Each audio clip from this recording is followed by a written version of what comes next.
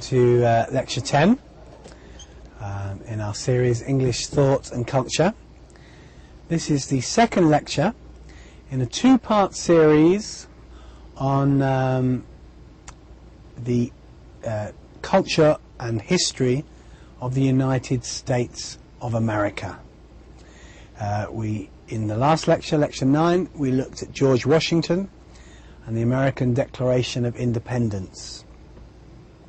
Now, some would say, in a way, we now look at how that American Declaration of Independence and some of the ideas of that American Declaration of Independence was taken forward by other people, so that those ideas, the idea of the democracy and the rights of the people, were taken to another section of American society.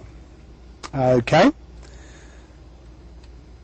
and today's lecture is called Abraham Lincoln, the Civil War, the American Civil War, not the British Civil War, the American Civil War, and the Gettysburg Address. Okay, so the course title is English Thought and Culture. That's my name, Jake Horgan. You should know me by now. And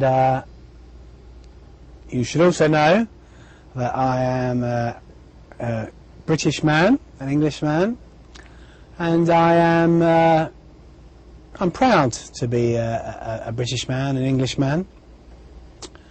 But at the same time, I'm interested in the history of the United States of America. And I have to admit that a large part of the dominance of the English language in the world is because of the economic and military and political power of the United States of America. Again, we've looked at these facts: how big population America has, how big it is by surface area, how ethnically and sort of culturally diverse it is. You know, it's its own country. When it obviously comes to history, it hasn't got as long a history as Great Britain. Obviously, it has a literature. It has a large amount of literature, but again, not as much as Great Britain. Some people there are some great American novelists and poets, but when it, you know, in comparison to the United Kingdom, it has not produced the great literature that Great Britain has. Okay, but it's still achieved great economic and political power. And it's also, just one thing here that I will say, I often speak to students who speak very good English, and I say, why did you learn such good English? How did you learn such good English? How is your accent so good? And they'll say, teacher, we look at NBC, and let's say probably 95 to 99% of the films on NBC 2 or NBC Action, NBC 6 or whatever, are from the United States of America, from Hollywood. Hollywood, which is a suburb of Los Angeles, where all the majority of the world film industry is focused. And that's, we say America hasn't produced a lot of culture in terms of poetry and novels, but in terms of films, it has created probably one of the most powerful cultures there is in the world. And it, you know, images from America are probably in the majority of homes in this world, and that is because of Hollywood. So that's another reason for the global dominance of the English language, but it's also a reason for the global dominance of American culture. An American culture like fast food, like American cars. A lot of these come, the idea that we want these things comes from watching Hollywood movies. So that's a real reason for part of America's dominance of the world. Whether that's a good thing, I'm not so sure. Okay, so again, here is the history, a lot of the history of America up to the American Declaration of Independence. Okay. Now, maybe you've heard about the American Civil War, where the North fought the South. Maybe you know something about it. But often something that isn't so well known is what happened between the Declaration of Independence and the Civil War. Between independence and the Civil War, that's 1783 to 1861, it's a long, long period. The USA expanded westward through purchasing new land. It purchased land from France, the Louisiana Purchase, and from Spain as well. And so it took slowly a lot of what we now call the Western United States. Again, the Americans fought a war against the British between 1812 and 1815, which the Americans won. Britain was then at war with Napoleon, and so the war with Americans drew off some of the strength of the British Army from the major battle that was in Europe. The Native Americans, the Indians, the Red Indians that we may see in films, continued to be driven out of their settlements, leading to a lot of death and misery. So we always got to remember that the United States was founded and they took land that was originally someone else's land. And these people were, very badly treated. And now often they'll live in particular reservations, and they'll, economically won't be strong, and there'll be a lot of social misery because their land was taken. During this time, American settlers pushed the American frontier westward. Now, you might have seen films about the Wild West, and this was a real idea. The idea that ordinary American people, land would have been bought in these purchases, and then just the ordinary people who needed to start again, that needed to find some land so they could live, would go and they would build like a village or a town in what had previously been a wild area, and they would have to defend that town and they'd have to build a life there. So this idea of the American frontier, the pushing of the United States of America westward, is an important idea in American thought. It's this belief that they're a strong people, an independent people, a people that have overcome sort of Indians, overcome lawlessness, overcome all the geographical and economic difficulties of building a nation in a new land. It's part of their idea of themselves. Also, this time was a time of growth, expansion, and developing economic strength. A lot of the ideas of Adam Smith and the ideas of the free market were very fruitful in America. America became strong economically quite quickly, and also we looked at the Industrial Revolution in the UK.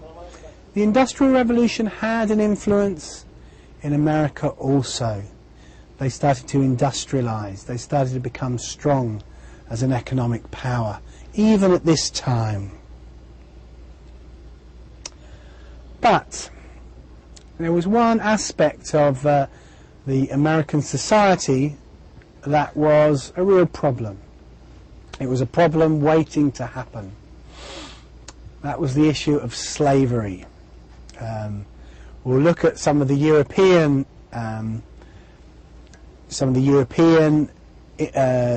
contribution to this problem in lecture 12. But here we'll look at how slavery affected the United States of America. Slavery had been practiced in America since the days of the early British settlers. So the early British settlers used slaves, people of African origin, to work their sugar plantations, their cotton plantations, their fields, and also to work in their houses. They purchased African slaves to work on sugar and cotton farms in the Caribbean, the West Indies, and America.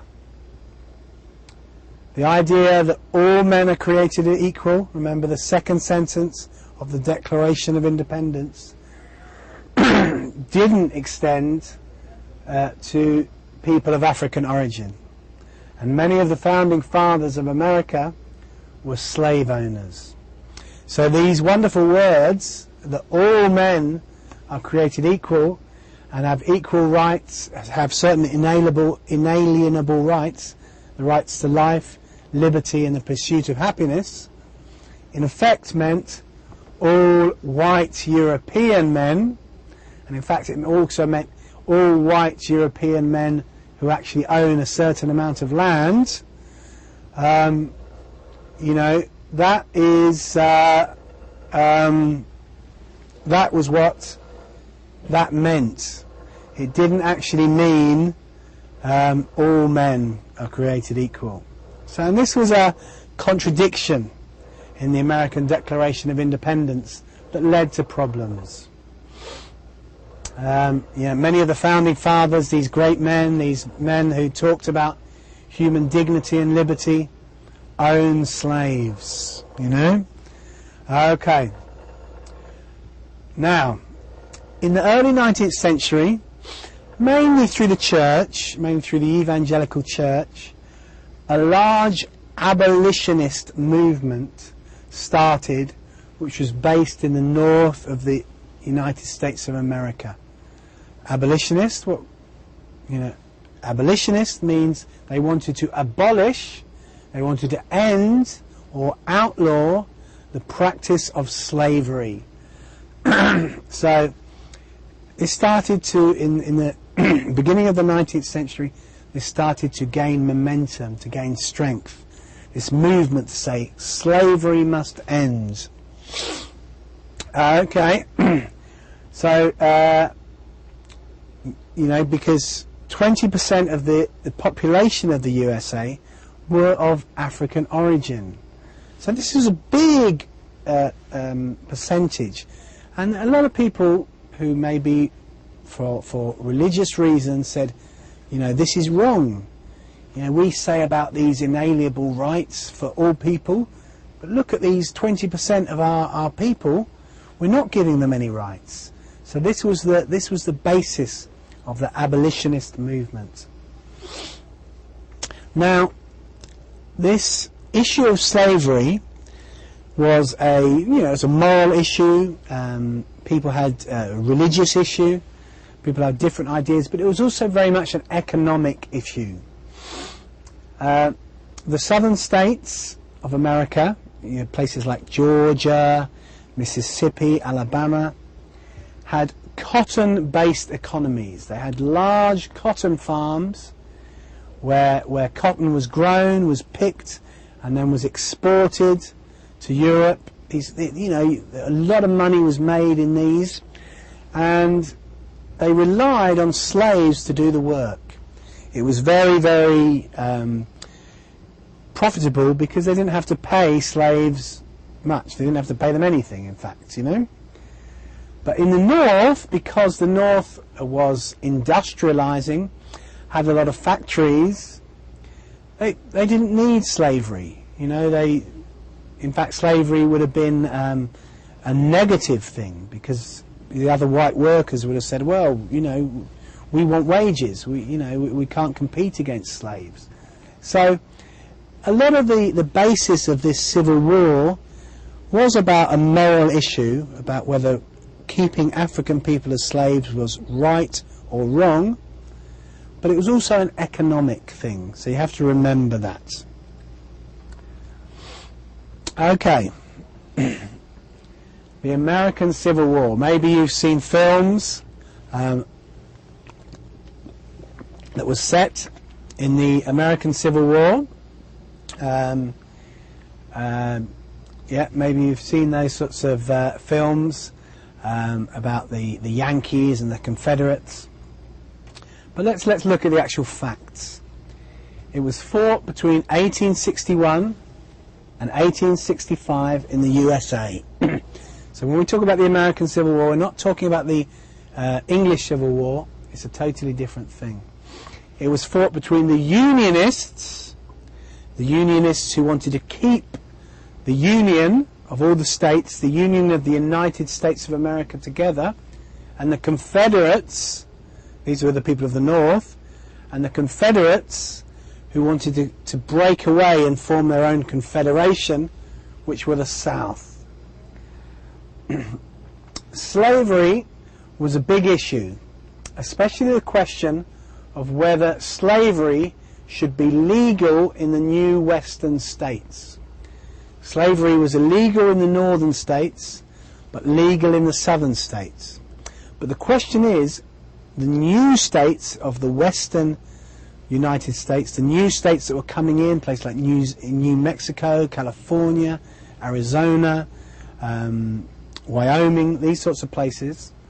The question is whether should slavery be legal in those or not. And this is what was the reason that pushed America into civil war. It resulted in the death of 750,000 soldiers and an unknown amount of civilians. It was a very, very destructive war. Relative to the size of the population at that time, it was an enormously destructive conflict. The Unionists, the forces of the North, won the war. It was the North that won the war. And as a result of the Unionist victory, slavery was abolished in the United States of America. So that was in 1865. But always remember it was a very destructive conflict. Let's look at this man, Abraham Lincoln. Maybe you saw a film of maybe 5 years ago called Lincoln, with Daniel Day-Lewis playing Abraham Lincoln. A very, very good film. It's worth watching. He was born in 1809 and was assassinated in 1865. He was killed by a Southern supporter in a theatre in 1865. He became President of the USA in March 1861. His election as President started the American Civil War. So as soon as he got elected, civil war was inevitable, because he was well known for being anti-slavery.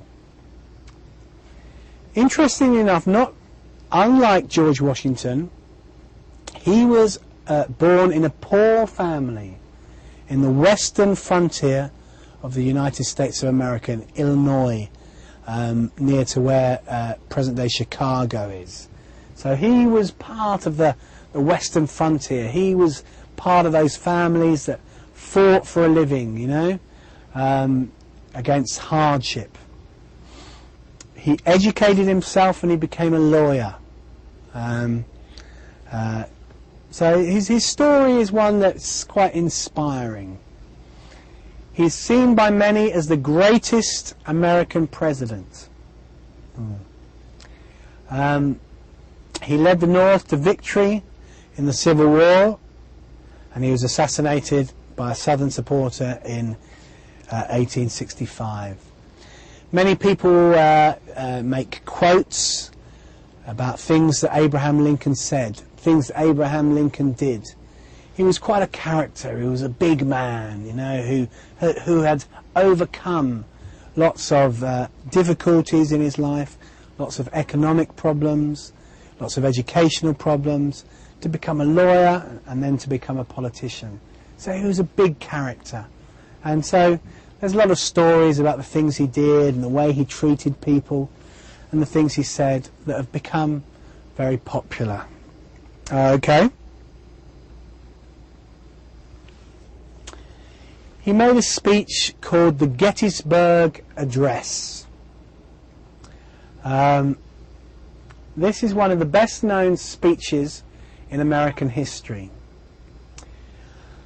Lincoln made the speech on November the 19th, 1863, at the opening of a graveyard for soldiers at the site of a large Civil War battle, Gettysburg, in Pennsylvania. So you've always got to remember that when we talk about the Gettysburg Address, we're talking about the site of the Battle of Gettysburg. It was a battlefield he was talking on.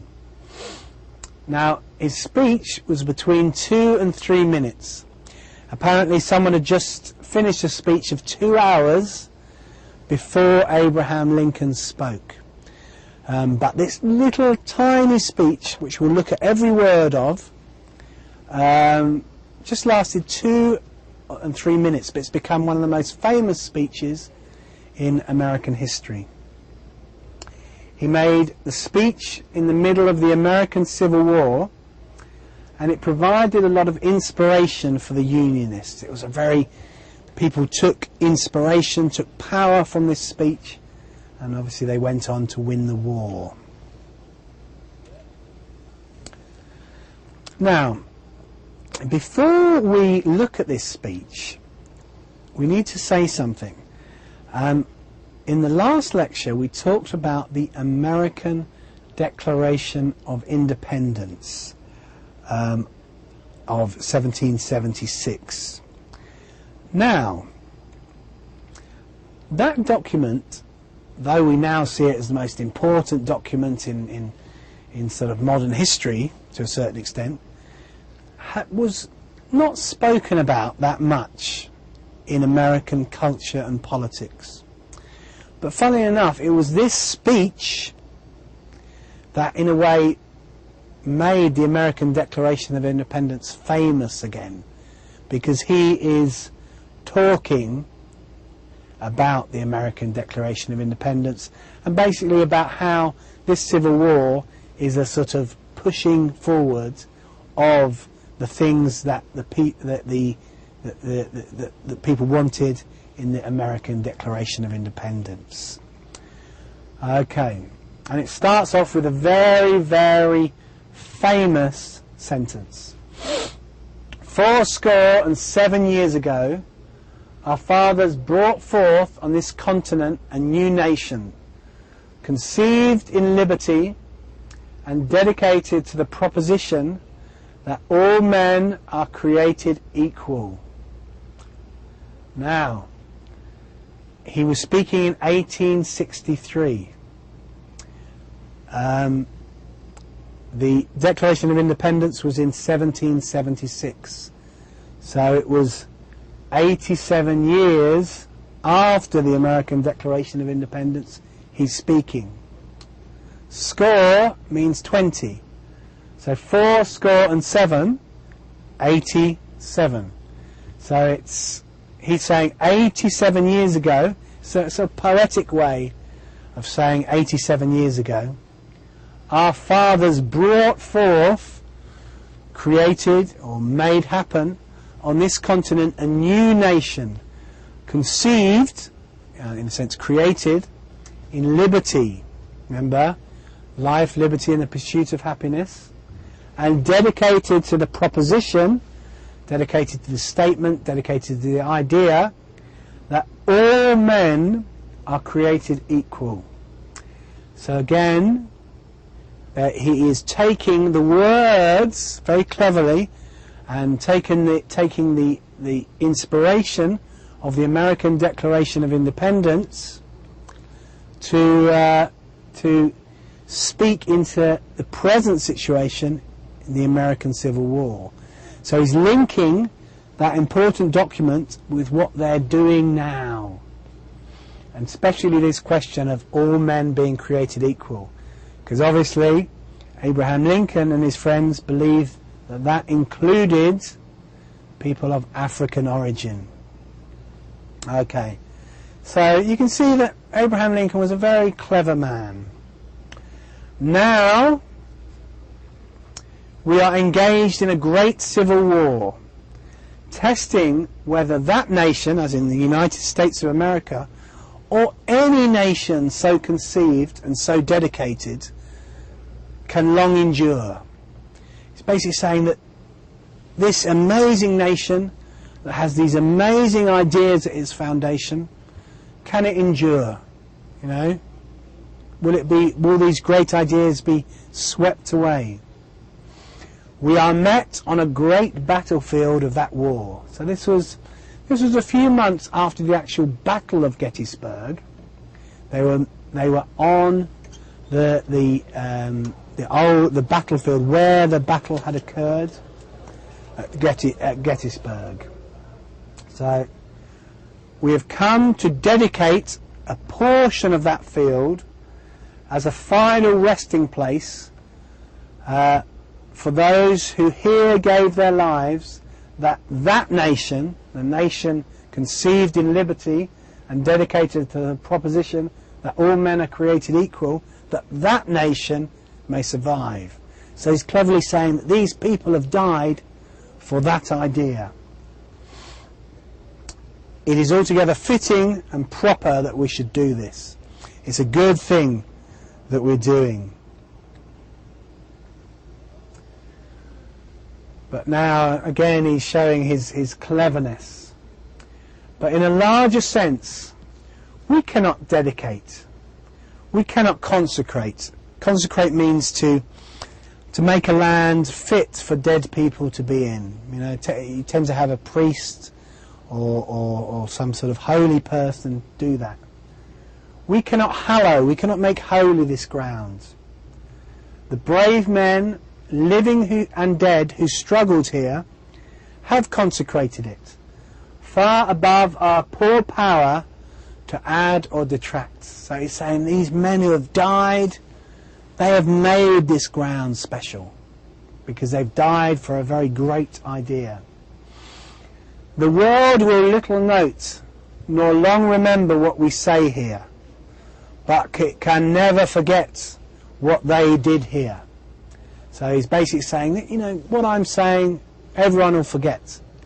This is ironic, because obviously it's one of the most famous speeches ever made. So they haven't forgotten it. But they're saying that they will never forget what the men who died did here. It is for us, the living, rather, to be dedicated, to be focused here to the unfinished work which they who fought here have thus far so nobly advanced. So basically saying, look, you know, it's for us that are living to take hold of what these men sacrificed for.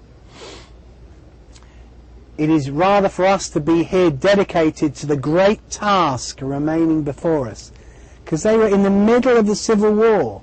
It could have gone either way, so they needed to be focused, they needed to fight, they needed to have energy and desire and passion for the battle. That from these honoured dead we take increased devotion to that cause for which they gave the last full measure of devotion. Saying these guys have died, so we have to take their inspiration, so we will be equally devoted, equally focused, you know, on the goal, on the cause. That we here highly resolve that these dead shall not have died in vain. So saying that if we lose heart now, if we lose our strength now, these people have died for no reason. And this is the reason that they've died. That this nation, under God, shall have a new birth of freedom. So he's basically saying, look, yeah, in the American Declaration of Independence, we got freedom. But that freedom was not enough. You know, this nation was dedicated to the proposition that all men are created equal. But we see our people of African origin that do not have those rights. So, he's saying that these people have died, so this nation can have a new birth of freedom. The 20% of people of African origin can know their rights as human beings. And that government, and this is probably one of the most famous lines in the English language, and that government of the people, by the people, for the people, shall not perish from the earth. So there, he's very, very cleverly,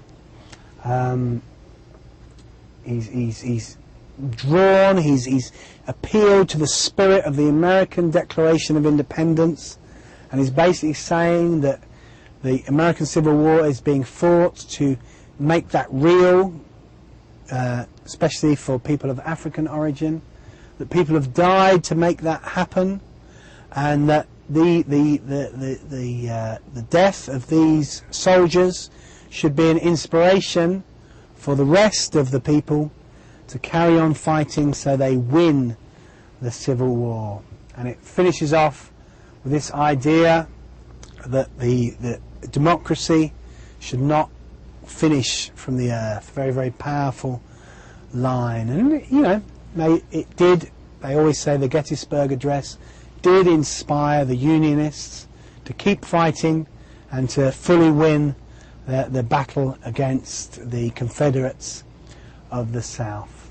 And so it was, this speech did its job, and it shows some of the cleverness of Lincoln and some of the ideas of America, the ideas of democracy, the ideas of the rights of man, the ideas of equality, that are very, very powerful ideas in American life. If you ever hear Obama speaking, he'll often